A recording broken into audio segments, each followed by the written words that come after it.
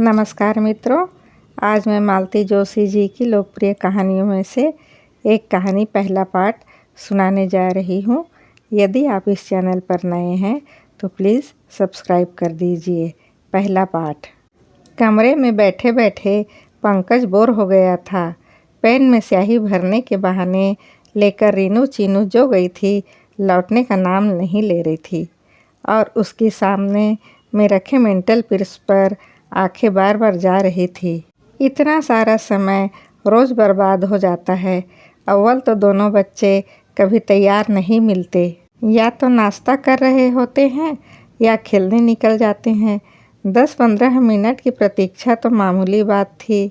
कभी वे कमरे में बैठे मिल जाती तो बीच में ही बुलावा आ जाता, कभी दर्जी से नाप लेने के लिए, कभी डॉक्टर से चेकअप करवाने के लिए, या सिर्फ किसी से मिलवाने के बहाने। उसे याद नहीं आता कि बच्चे कभी लग कर 1 घंटा पढ़े हों। अक्सर ग्लानि से अनुभव करता है वह। बाबूजी कहते हैं, तुम्हें क्या, अपने काम से काम रखो, ट्यूशन पढ़ने के लिए कोई नहीं रखता भैया। ये तो फैशन है, फैशन। घर में दिखावे की 20 चीज़ें होती है, उसमें से एक ट्यूटर भी होता है। काम से मतलब महीने के अंत में 150 रुपये उसके हाथ में आएंगे। उस पहली तारीख के रुपहले पैसे के बल पर यह बोरियत सह लेता है वह। कमरे के सामने किसी की आहट हुई। वह कुछ कहने ही वाला था कि मालकिन सामने प्रकट हो गई। उनका दिल डौल रोब-दाब ही कुछ ऐसा था कि पंकज एकदम से उठकर खड़ा हो गया। बाद में पछताता रहा। उसे इतना विनम्र बनने की ज़रूरत क्या थी? उसका मातहत थोड़े ही है। वह तो शिक्षक है, मास्टर है, गुरु है। मास्टर जी, उसने कड़कड़ाती आवाज़ में बोली। बच्चों को फिर डांट दिया आपने? मैंने कितनी बार मना किया है। एक क्षण के लिए तो पंकज सहम गया। दूसरे ही क्षण अपने पर काबू पा लिया। उसे मालूम है दोनों लड़कियां कान लगाए कहीं खड़ी होगी। उनके सामने अपनी किरकिरी नहीं होने देगा। अपनी आवाज़ को भरसक रोब-दाब बनाते हुए उसने कहा, होमवर्क नहीं करेंगी तो डांट तो खाएंगी ही। होमवर्क करवाया आपने? वह गरजी।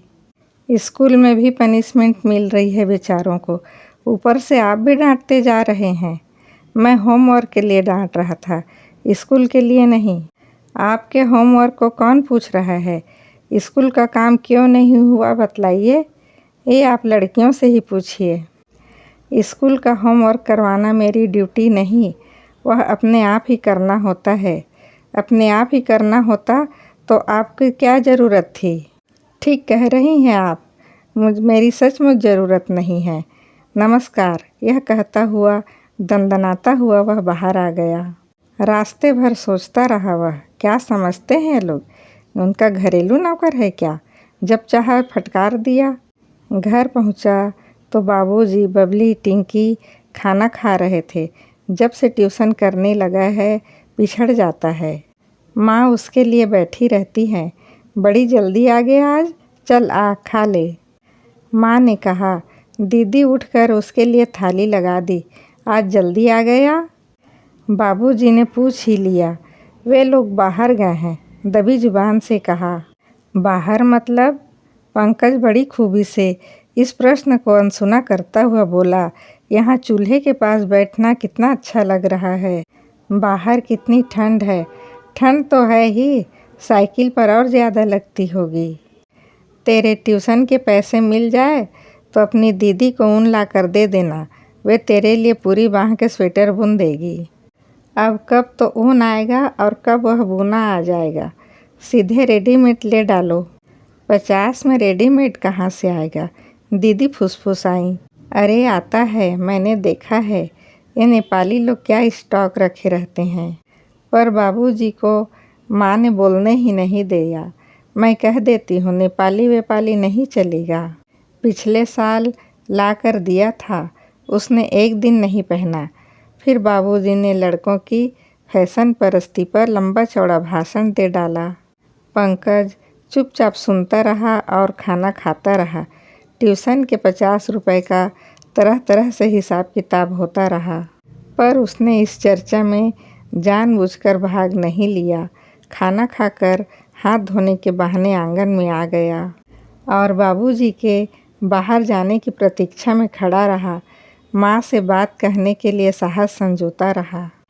तभी दीदी आंगन में आई, मोरी के पास जूठे बर्तनों का ढेर रखकर पास आते हुए बोली, पंकज, तेरा ट्यूशन मिल जाएगा तो 10 रुपये दे सकेगा? 10 रुपये? हाँ रे, हमारे यहाँ एक नियम बन गया है, बच्चे के जन्म पर 2 और शादी में 5 कंट्रीब्यूशन देना ही पड़ता है। लेकिन दीदी, मेरी तनख्वाह के लिए कह रहा है ना, सारी की सारी बाबूजी को लाकर पकड़ा देती हूँ। बाबूजी तुम्हें कुछ नहीं देते? देते हैं 10 रुपये, जो बस के किराए में ही खर्च हो जाते हैं। पास में कुछ नहीं बचता, क्रीम तक लाने के लिए तरस गई हूँ। हाथ देखना कैसे हो रहे हैं। क्रीम के लिए पैसे मांगूंगी तो घर सर पर उठा लेंगे। 6 महीने हो गए हैं, मैंने कोई पिक्चर तक नहीं देखी, हिम्मत ही नहीं पड़ती मांगने की। क्रीम पाउडर के लिए ना सही, पर स्टाफ के कंट्रीब्यूशन के लिए तो मांग ही सकती हो ना। बाबा, पिछले बार चंदेल की शादी के समय कितना तूफान मचाया था, याद है? अब इनकी लड़की की शादी नहीं होती तो दुनिया की सब लड़कियां कुंवारी रह जाएं। तुम्हारी शादी के लिए ही तो बाबूजी पैसे जमा कर रहे हैं। हाँ, कर तो रहे हैं। शादी जब होगी तब होगी, अभी तो फजीहत हो रही है, दीदी ने कसैले स्वर में कहा और आंचल से आंसू पोंछती हुई अंदर चली गई। अरे वहाँ ठंड में खड़े होकर क्या कर रहे हो दोनों? बीमार पड़ोगे क्या? माँ चिल्ला रही थी। दीदी अंदर चली गई। साल में 1200, पिछले 3 साल में जमा हुए 3600। 3-4 साल नौकरी करेगी दीदी, तब दहेज में 1000 जुट पाएंगे, पर तब तक तो दीदी एकदम बुढ़ा जाएंगी। अभी से कितनी बड़ी लगने लगी है। दीदी के बाद पिंकी बड़ी हो जाएगी, फिर वह भी हाई स्कूल पास कर किसी स्कूल में लग जाएगी। फिर साल दर साल बुढ़ाती दहेज जोड़ती रहेगी। वाह, क्या खुशनुमा ज़िंदगी है। ट्यूशन छोड़ देने की बात उसने घर में किसी को नहीं बताई, हिम्मत ही नहीं पड़ी। वह रोज़ समय होते ही साइकिल उठाता लाइब्रेरी में चला जाता, समय बिताकर घर आ जाता। पहली तारीख आई और चली गई। घर में ट्यूशन के पैसों के लिए किसी ने नहीं पूछा। दीदी ठीक ही कह रही थी, वह लड़का है, उससे कोई हिसाब नहीं मांगेगा। फिर भी वह कोई माकूल सा जवाब सोच रहा था। फिर उसे अधिक सोच विचार नहीं करना पड़ा। उसका झूठ का भांडा अपने आप फूट गया। उस दिन लाइब्रेरी से लौटा ही था कि बाबूजी ने टोक दिया, कहाँ थे इतनी देर तक? उसकी तरफ से माँ ने ही उत्तर दे दिया कि रोज़ रोज़ नए सिरे से बताना होगा, ट्यूशन से आ रहा है बेचारा। तुम चुप रहो जी, बाबूजी दहाड़े। जैसा पट्टी पढ़ा देता है तुम मान लेती हो। मैं उतना बेवकूफ़ नहीं हूँ। क्या पट्टी पढ़ाई, ज़रा सुनूँ तो। जानती हो, हजरत पिछले 8 दिन से ट्यूशन छोड़े बैठे हैं। मुझे तो गोपाल बाबू ने बताया, इतने नाराज़ हो रहे थे। इतना गैर जिम्मेदार निकल जाएगा वह नहीं जानते थे, नहीं तो अपने बॉस के यहाँ नहीं लगवाते। बेचारों को कितना सुनना पड़ा। क्यों रे? माँ ने सिर्फ इतना ही कहा। उन 2 शब्दों में केवल निराशा थी। हाँ, मैंने वहाँ जाना छोड़ दिया है। मैं इतना अपमान बर्दाश्त नहीं कर सकता। ऐसा क्या किया है उन्होंने?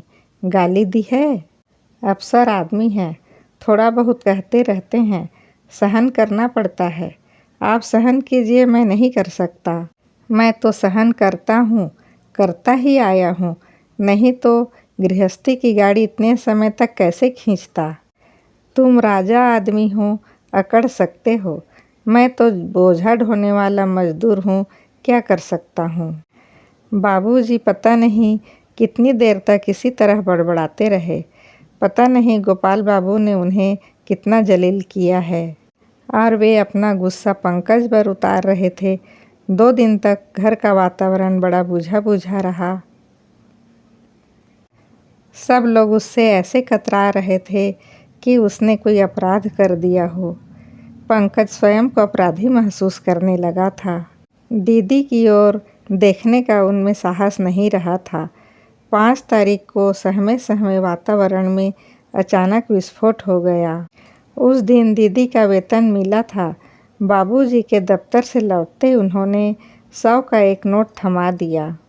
एक हाथ में रुपए और एक हाथ में चाय का कप लेकर बाबूजी दीदी को घूरते रहे, बोले कुछ नहीं, पर वह बुरी तरह सकपका गई।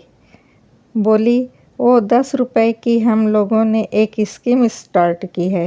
इतना काँप रही थी दीदी कि उससे ठीक से झूठ बोला ही नहीं गया। अपने आप सब तय कर लिया तो इसकी भी क्या ज़रूरत थी। और बाबूजी ने नोट फर्श पर इतनी बेरहमी से फेंक दिया जैसे वह नोट नहीं एक कागज़ का टुकड़ा हो। दीदी का 1 महीने का परिश्रम जैसे मिट्टी हो गया। पंकज को ताव आ गया। उसने नोट उठाते हुए बोला, इतना गुस्सा क्यों होते हैं? दीदी की अपनी ज़रूरतें भी तो होती है। उसके लिए उन्होंने 10-5 रुपया रख लिया तो क्या हो गया? उसकी ज़रूरतों के लिए क्या मैंने कभी मना किया है? बाबूजी एकदम फट पड़े। मैं उसे 10-5 रुपये देता ही रहता हूँ, अपने में से देता हूँ। यह मत समझो कि मैं उसकी तनख्वाह डकार जाता हूँ। गौ माता की कसम, उसकी एक पाई भी मैंने छुई हो। लाना वो पासबुक ज़रा, हजरत अपनी आँखों से सारा हिसाब देख ले। 4 पैसे कमाने की तमीज़ नहीं है, हजरत मुझे सिखाने चले हैं।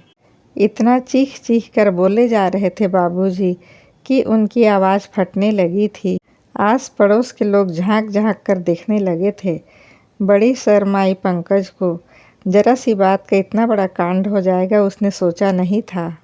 अपने गर्जन तर्जन से जब संतुष्ट हो गए तब बाबूजी पैरों में चप्पल डालकर बाहर निकल गए। घर में एकदम सन्नाटा छा गया। शाम से ही सब बिस्तरों में दुबक गए। माँ, दीदी, पंकज सब बिस्तर में दुबके पड़े थे। पर पिंकी और बबलू दोनों बार बार करवटें बदल रहे थे। दोनों का मुंह इतना सा निकल गया था। पंकज का दिल करुणा से भर उठा। बच्चों ने सुबह सुबह 10 बजे का खाना खाया है। लौटने के बाद 1 कप चाय मिली होगी। बहुत हुआ तो बासी रोटी। नींद आए तो कैसे, पेट में चूहे कूद रहे होंगे। फल फूल मेवा मिठाई ना सही, 2 जून का खाना तो ठीक से मिलना चाहिए इन्हें। तैश में आकर माँ के सामने खड़ा हो गया। माँ, खाना दो, भूख लगी है। माँ ने उसकी ओर ऐसी दृष्टि से देखा जैसे उसने बहुत अशोभनीय बात कह दी हो। पंकज ने कठोर स्वर में बोला, दिन भर के भूखे हैं बच्चे, आपको उनका भी ख्याल नहीं है। बाबूजी का क्या है, उनके तो जेब में पैसे हैं। माँ कुछ नहीं बोली, चुपचाप उठ कर आई, रसोई में गई और चूल्हे में लकड़ी देने लगी। चूल्हे पर पड़ी अधबनी सब्जी फिर खदकने लगी। तब तक पंकज सबके लिए थाली, कटोरी, आसन आदि लगाता रहा। पिंकी बबलू को ज़्यादा मनाना नहीं पड़ा। दूसरे ही आवाज़ में वे उठ कर आ गए। गुड़ी मड़ी पड़ी दीदी को उठाकर वह ले आया, पर लाख कस्में दिलाने के बावजूद उन्हें वह 2 कौर नहीं खिला सका। हार कर उसने प्रयास करना छोड़ दिया तो उठकर बिस्तर में चली गई। तुम्हारे भाग्य में रोना ही लिखा है तो मैं क्या कर सकता हूँ। मैं मन ही मन बुदबुदाया, जरा भी सख्त मिट्टी की होती तो यहाँ काहे पड़ी रहती। पांडे जी की रमा की तरह ठाठ से अपनी शादी रचा लेती या फिर अच्छी नौकरी करने बाहर चली जाती। आज़ादी से रहती, यहाँ उस फटीचर स्कूल में क्यों सड़ती। बच्चे तृप्त भाव से खाना खा रहे थे। उन्हें देखकर ही खुश हो लिया वह। उसने तो 1 रोटी खा ली, उसकी भूख मिट गई। पर आश्चर्य ये रहा कि माँ ने उसे एक बार भी नहीं टोका। सुबह कॉलेज जाते समय भी वैसा ही बना रहा। वह अपने को बार बार याद दिलाता रहा कि आज उसे प्रोफेसर भटनागर से मिलना ही होगा। प्रोफेसर भटनागर अंग्रेजी के अध्यक्ष पद पर थे, पर उनका गाइड लिखने में ज़्यादा इंटरेस्ट था। 6ठी से लेकर 12वीं तक के बच्चों को उन्होंने अपने ज्ञान से लाभान्वित किया था। समरी, राइटिंग, कोई भी ऐसा विषय नहीं था जो उनकी कलम से छूट गया हो। हर विषय की बुकलेट बाजार में उपलब्ध थी। इन दिनों उनका कारोबार इतना बढ़ गया था कि एक सहयोगी की ज़रूरत महसूस करने लगे थे। मेधावी और ज़रूरतमंद छात्र के नाते उन्होंने सबसे पहले पंकज से ही बात की थी। पैकेज बहुत लुभावना था। पंकज ने बड़ी नम्रता से अस्वीकार कर दिया था। प्रोफेसर भटनागर की लड़की ऋचा उसकी कक्षा में पढ़ती थी। अपनी क्लासमेट के यहाँ उसके पिता के वेतनभोगी सहायक बनना उसे अच्छा नहीं लगा। उसकी अपेक्षा उसे गोयल अंकल के यहाँ काम करना मंजूर था, क्योंकि कुछ न कुछ करना है। इसी शर्त पर अंग्रेजी में एमए करने की उन्हें परमिशन मिली थी।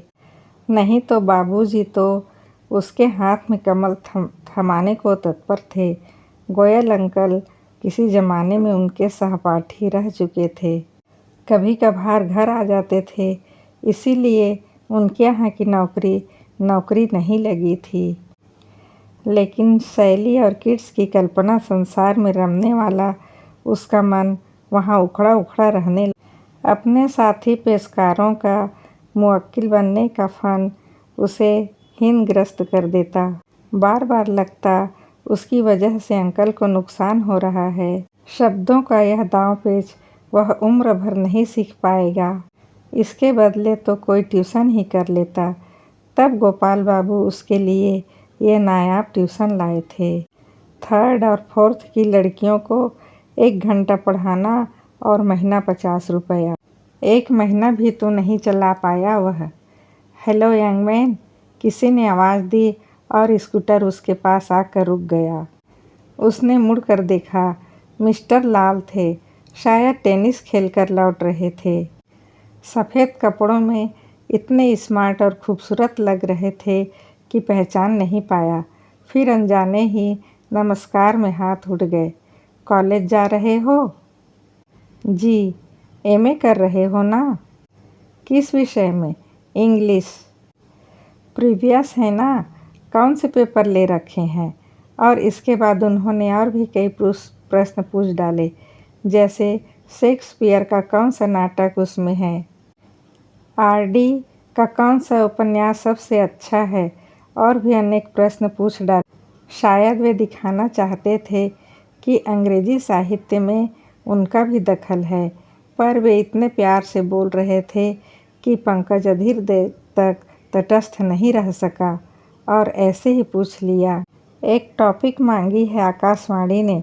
अंग्रेजी में होती तो कोई प्रॉब्लम नहीं थी, पर हिंदी में लिखना तो बड़ा सिर दर्द है। स्क्रिप्ट दे दूं तो अनुवाद कर सकोगे?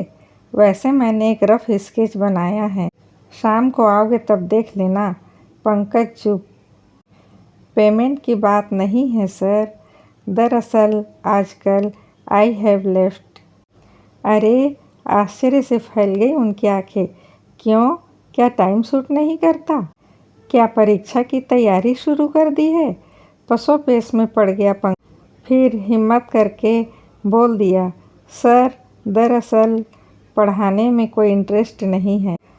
मुश्किल से बच्चे 10 मिनट 20 मिनट मेरे पास बैठ पाते हैं, उसमें भी सिर्फ स्कूल का होमवर्क कराना चाहते हैं। समय तो खैर जाया होता ही है, मैं उन्हें कुछ दे भी नहीं पाता। इसी से मेरा कॉन्शस एलाउ नहीं करता। कोई बात नहीं, उन्होंने कहा। पंकज की पीठ थपथपाकर कहा, बच्चे हैं, जितने देर पढ़ ले उतना ही बहुत है। और होमवर्क तो ऐसा है, कभी कभार गाइड कर दिया करो। यू ना दीज लेडीज़, इनकी डिग्रियां सिर्फ दिखावे के लिए होती है। मेरी पत्नी ग्रेजुएट है, पर 4th क्लास के सवाल वह नहीं हल कर सकती। अच्छा, शाम को मिलेंगे, उन्होंने कहा और कुछ देर में स्कूटर आंखों से ओझल हो गया। अपने हाथ में फड़फड़ाते 10-10 के 5 नोटों को पंकज पागलों की तरह देखता रह गया। बड़ी देर बाद उसे होश आया तो उसके मुंह से निकला, काइयाँ कहीं का। कितनी आसानी से बेवकूफ़ बना गया। अंग्रेजी साहित्य वार्ता, रेडियो वार्ता भी गप था।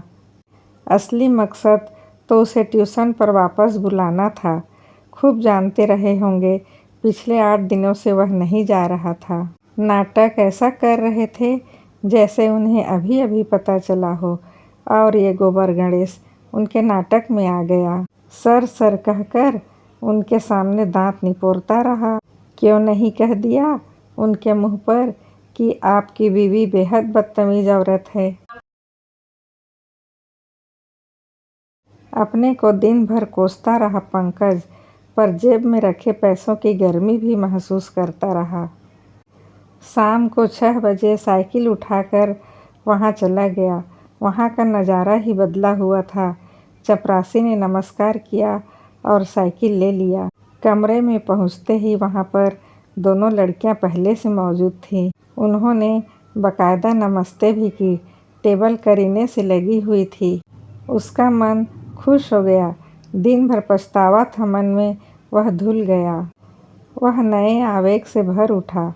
उसने अत्यंत उदार स्वर में कहा, लाओ भाई, स्कूल का करवाना है कुछ, पहले वह देख लें, फिर हम अपनी पढ़ाई करेंगे। लड़कियां तो आश्चर्य से उसका मुंह देखने लगी। फिर अपने होमवर्क की कॉपियां निकाल लाई।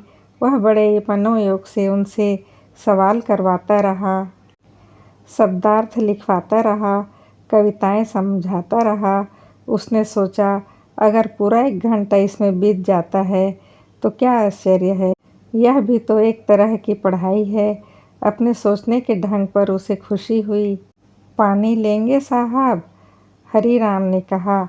उसने सिर उठाकर देखा तो हरीराम बड़े कायदे से ट्रे में पानी लिए खड़ा है।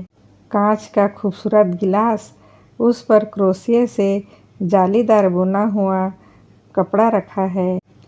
उसे प्यास तो नहीं थी, फिर भी उसने परितृप्त भाव से गिलास उठाया। उसे एक पुरानी बात याद हो गई। उसे यहाँ आते 3-4 दिन हुए। वह बच्चों को पढ़ा रहा था। बाहर हॉल में पार्टी चल रही थी। कुछ संभ्रांत मेहमान आए हुए थे, क्योंकि बाहर 2-3 गाड़ियाँ खड़ी थी। हॉल का हंसी मजाक की आवाज़ यहाँ तक आ रही थी और उसका ध्यान बार बार उचट रहा था। उसने चाहा कि बीच का दरवाज़ा बंद कर दे ताकि आवाज़ कुछ कम हो। वह दरवाजे तक गया कि उसने सुना, भाई साहब, मास्टर जी को चाय लगा दें? बाहर हो गया? सबके ड्राइवरों को दे दिया?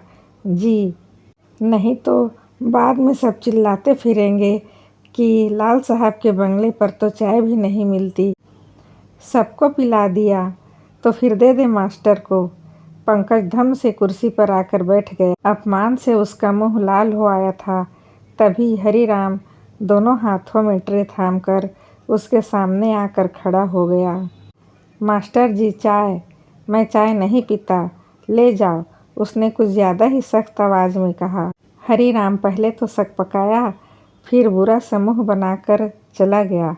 कुछ समय पहले जब उसने मालकिन हरीराम का संवाद सुना था, तभी यह निर्णय ले लिया कि इस घर में कभी चाय नहीं पिएगा। यहाँ पर हरीराम को यूँ हाथों में चाय लाते देखकर उसका खून खौल गया था। वह ट्रे संस्कृति का पला हुआ नहीं था। उसके घर में टीन की एक ही ट्रे थी जिस पर ताजमहल बना हुआ था।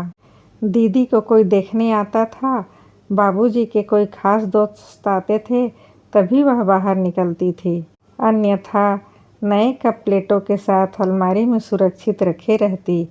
यहाँ के रिवाज अलग। यहाँ बच्चे भी पानी मांगते तो हरीराम उन्हें ट्रे में देता। जब वह हाथ में चाय लाया तो उससे अपमान का सूल अंदर तक चुभ गया। पर आज तो पानी भी उसके लिए ट्रे में आया था। जरूर मिस्टर लाल ने सबके कान उमेठे हैं। वह खुश हुए बिना नहीं रह सका। एक अनोखे दर्प से उसका चेहरा चमकने लगा।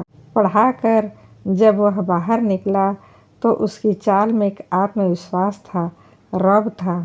हॉल में कोई बैठा था। पोर्च में आवाज़ साफ सुनाई दे रही थी। वह साइकिल का ताला खोल रहा था कि उसने सुना, मिसेस लाल, मास्टर फिर से आने लगा क्या? आएगा नहीं तो जाएगा कहाँ? 50 रुपये क्या कम होते हैं? तो बीच में अकल कहाँ गुम हो गई थी? इन्होंने ऐसी डांट लगाई, भला ये भी कोई बात है? परीक्षा सिर पर है और आप घर पर बैठ गए। पंकज का गुस्सा फिर उबलने लगा। इच्छा हुई कि सीढ़ियाँ चढ़कर दनादन सामने पहुंच जाए और कहे कि तुम्हारे श्रीमान जी ही चिरौरी कर कर लाए हैं मुझे, नहीं तो मैं तुम्हारे 50 रुपये पर थूकता भी नहीं। उससे नहीं हो सका, उससे नहीं हो सका। बाबूजी का क्रोध, माँ की उदास आंखें, दीदी का उदास मुखड़ा, सब ने उसका रास्ता रोक लिया। निरुपाय सा वह वापस लौट गया। बाबूजी ठीक ही कहते हैं। वह अपनी खड़खड़िया साइकिल पर पेडल मारता हुआ घर की ओर चल पड़ा। अगली कहानी में फिर मिलते हैं।